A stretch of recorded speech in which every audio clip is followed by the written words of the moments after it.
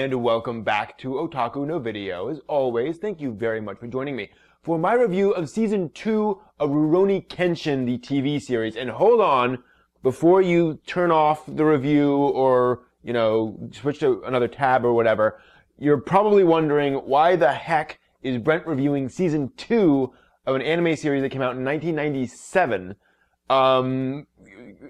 What's going on? Because Rurouni Kenshin, the TV series, is the deepest and the most perfect shonen series I have ever seen. And by most perfect, I mean that shonen series have flaws. Kenshin has the fewest flaws, and they are the most minimal of any shonen series I've seen. Moreover, Season 2 of Kenshin is where you get sort of the biggest payoff.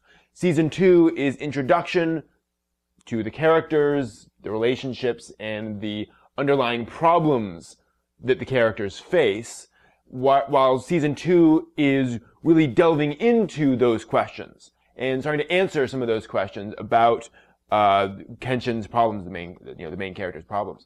Whereas Season 3 is utter garbage from what I've heard, but I haven't seen it, so I can't comment on that just yet. So, if you haven't heard of Rurouni Kenshin, very quick capsule concept. Kenshin Himura is a wandering samurai. It's set 10 years after a bloody revolution, during which Kenshin was an assassin. And Kenshin has decided to give all that up and to protect the weak and the innocent and to be a good guy in this fragile new peace of the Meiji era. And he's decided that he will never kill again. And he comes together with a group of other people. Now, one important thing, this is set in a very specific time in Japanese history, but it is not historically accurate. And I say that because a lot of people get confused. It's a credit to the series, actually, that people are so convinced that these characters feel so real and the world feels so accurate that they assume that these characters are really these characters from the Shinsengumi and other groups of the period. And there are certainly a lot of parallels, and the author pulled characters from history but changed a lot of things around. So just in case you come across that blog post that assumes that Kenshin is historically accurate, not quite. It is also not exactly true to physics. This is a shonen fighting style series. The author actually calls it a shoujo series, but it's basically shonen. And some of the attacks are not probably possible considering how physics works and how molecules work. Not really. Fortunately, it never strays too far from reality. It's one of the things that's really neat, actually, is that Kenshin feels, and it is based on real fighting styles, real movements, things like that. It's just, the idea is that some of these characters have taken some of those techniques to a practiced extreme. It is probably not possible, but it's fun and it's big, and the question is figuring out how, or seeing how these characters are going to figure out how to respond to that and how they're going to beat that particular, extraordinarily honed technique. And again, one of the other nice things is that these techniques don't make the person invulnerable to anything. It just makes them incredibly good at one thing. And so the question is, as soon as you can get around that, you kind of got them. So this is hyper fighting, but it's not Dragon Ball Z, for example. Nothing against it. The animation is high quality throughout. Kenshin was actually made right at the tail end of the golden age of anime, when everything had a big budget, it seemed. So it certainly has a higher sheet count than anime these days. And it is certainly made in the anime style. I mean, this is not movie style animation, and a lot of the characters will have that wonderful extreme of movement and overstated stances and things like that you only get in anime, which is just really fun to see and really fun to see embraced.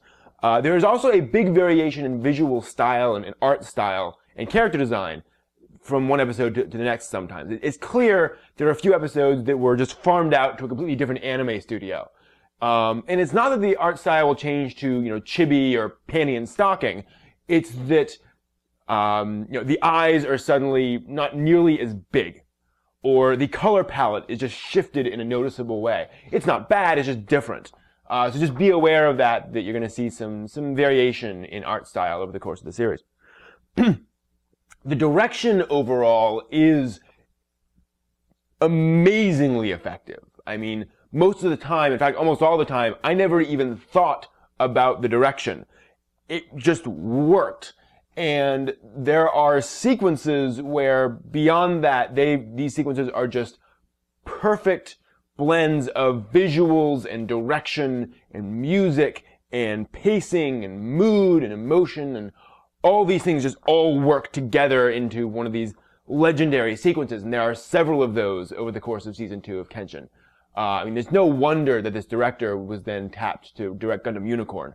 It was just, wow.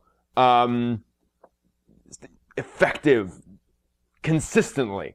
Now, in this particular season, you're going to see much less character development than you saw in, for example, season 1 of Kenshin, which was introduction and setting up all the characters. This is mostly payoff on the existing character stuff and delving into those characters' philosophies, now that those have been established. Especially as it focuses on Kenshin traveling to Kyoto to deal with the main villain. I'm not going to get any big spoilers here, but the big villain is this guy named Shishio, who wants to, take over the world, kind of. He's that kind of a villain.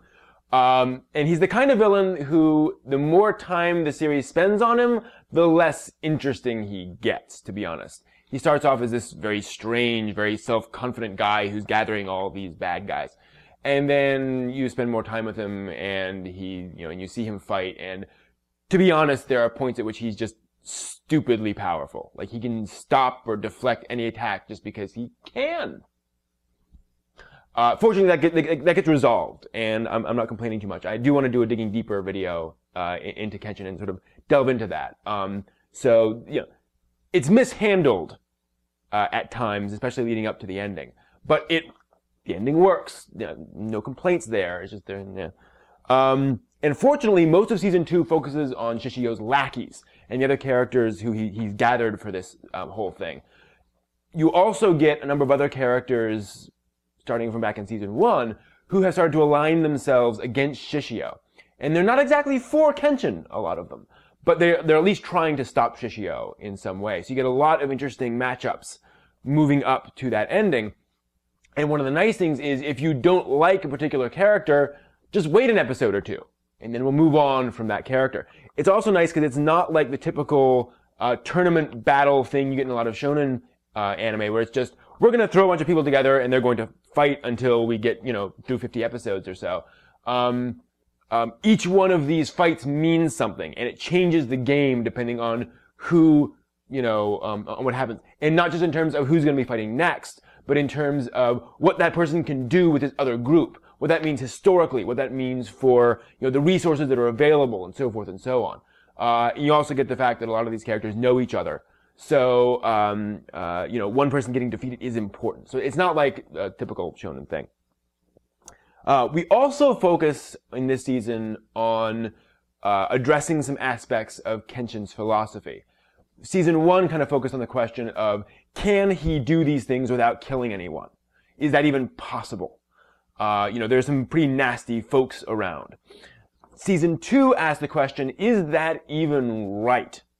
If you believe in the law of the jungle, the strong live and the weak die, and especially in this particularly rough period in Japanese history, it's the late 1800s, Japan's opening itself up to the West, things are pretty interesting.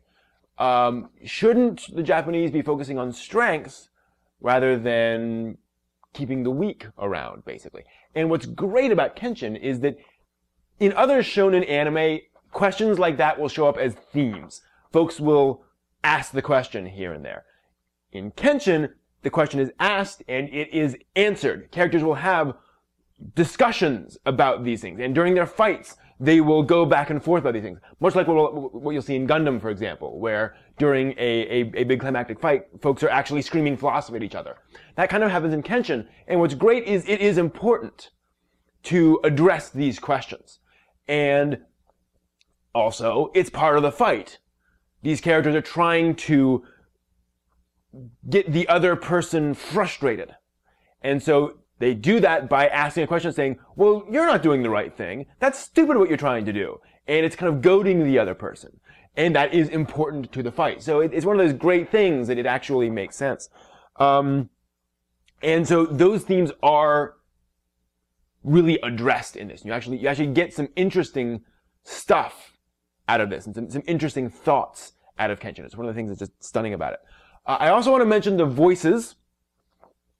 This was dubbed about a decade ago, back when the English dubbing scene was not quite what it is today. And we were just starting to get some of the first great dubs like Cowboy Bebop around then. And of course, Kenshin being a very long-form series, they had to scramble to find anyone they could who was decent. And so you will see, or you will hear, for example, Shishio, voiced by Steve Bloom. Actually, his girl is voiced by Wendy Lee, which is funny. And you'll hear other voice actors. There's some cheese in here, no question. There are some voice actors who are not up to the quality we get today.